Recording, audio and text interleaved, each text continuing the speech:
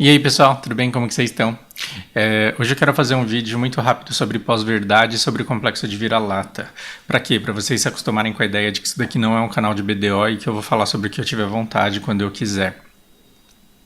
Eu não quero explicar pra vocês o que é pós-verdade, porque isso vocês podem encontrar no Google, e eu não quero ficar falando, impondo verdades a respeito do complexo de vira-lata, porque eu não sou ninguém pra isso. Na verdade, a verdade ela depende muito do ponto de vista, de perspectiva, e eu vou dar a minha e eu quero ajudar você a refletir para que você forme a sua. Principalmente você adolescente que está começando a criar consciência do mundo e entender o mundo onde você vive, eu preciso que você, quer dizer, eu gostaria muito que você entendesse que nós somos muito melhores do que nós achamos que somos, nós brasileiros, nós somos muito melhores do que nós achamos que somos, e que nosso país, embora tenha muita coisa ruim, ele é ainda melhor do que você pode achar que ele de fato é. Por quê? Porque existem forças que têm interesses e existe também uma grande onda cultural que faz com que a gente se jogue para baixo o tempo inteiro, faz com que a gente se esforce para mostrar que a gente não presta. Desde a mídia ela vende com coisa ruim. Você não abre um jornal e vem um monte de notícia boa dizendo que desabrocharam tulipas na casa da vizinha da frente. Notícia boa não vende, não dá ibope, as pessoas não prestam atenção, as pessoas querem acidente, querem tragédia. Quais são os canais do YouTube que mais dão audiência? Aqueles que têm treta, aqueles que propagam ódio, aqueles que divulgam notícias falsas às vezes. Então existe uma onda negativista e você precisa muito se vacinar em relação a ela. Porque se você for pesquisar um pouco sobre a Seishono Ie, você vai descobrir que o mundo é aquilo que você enxerga nele, que a realidade depende muito da sua perspectiva, que você pode olhar para a mesma pessoa e encontrar os defeitos dela, e você pode tentar encontrar as qualidades e tentar gostar dela pelas boas qualidades que ela tem. Você pode ir num parque e focar na beleza, né, das flores, ou na sujeira e nos insetos e na crueldade dos insetos uns com os outros. Tudo depende muito. Mas nós temos muita gente que se esforça para fazer com que você pense que a coisa é diferente.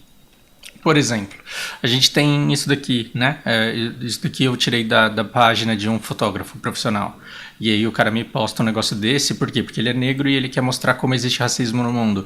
Você lê um negócio desse daqui, né, amamos o seu trabalho, mas não iremos fechar com você. Ah, tudo bem.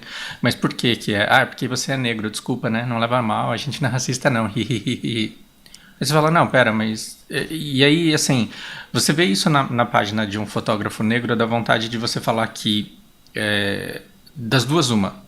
Ou que os negros são absurdamente oprimidos, o que em parte é verdade, ou que os caras choram demais, e também isso é em parte verdade, só que aí, assim, a gente propaga o ódio e começa a sofrer as consequências do ódio de uma coisa que na verdade nem aconteceu, porque aqui a gente tem um padrão de escrita meio esquisito, a gente tem falta de espaço depois da vírgula, a gente tem o cara trocando mas de no entanto por mais de conta de matemática.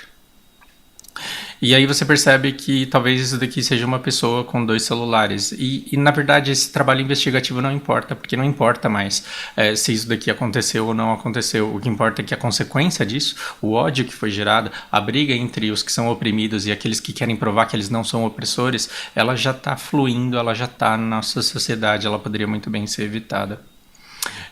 Isso daqui foi uma coisa que me deixou muito triste no Japão, porque aí você vê lá, circulando entre a comunidade brasileira no Japão, os caras falando, olha, aqui tem as lojas que não tem vendedor, né, chama Budinten lá.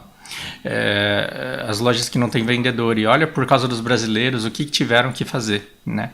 E aí eu estava analisando essa foto, eu morei 10 anos no Japão, então acho que eu tenho um pouco de propriedade para falar algumas coisas sobre essa foto.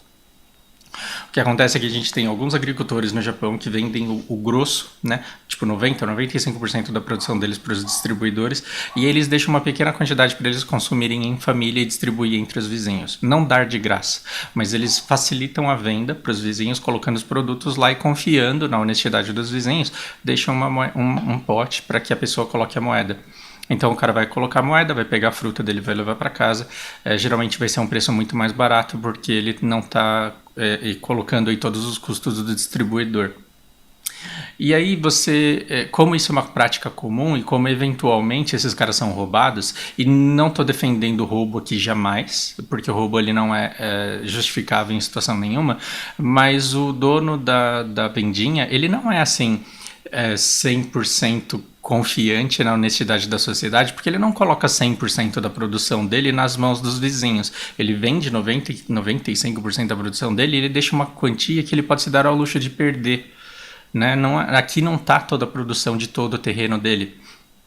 Está uma quantidade que ele decidiu separar para os vizinhos. Ok, isso não importa. O que importa é que o que acontece? Essa embalagem aqui, ela tá com selo da distribuidora, ela tá com uma estampa que não é característica do produtor local que separou uma quantidade para vender para os vizinhos. Isso daqui para mim parece uma coisa que foi comprada no mercado. Outra coisa, 100 por pacote, o valor que o cara tá cobrando aqui não condiz com a qualidade dos morangos e com a quantidade dos morangos. Por esse preço deveria ser um morango mais feinho ou uma quantidade menor de morangos. Tem uma outra coisa bem estranha aqui. Os agricultores, eles não trabalham das 8 da manhã até as 10 da noite. No Japão, não. Porque 5 da manhã já está todo mundo de pé e trabalhando lá no campo, porque você tem que trabalhar no campo antes do sol nascer, porque senão você vai ficar tomando sol de graça em cima da sua cabeça. E geralmente as plantações de morango são pequenas, né?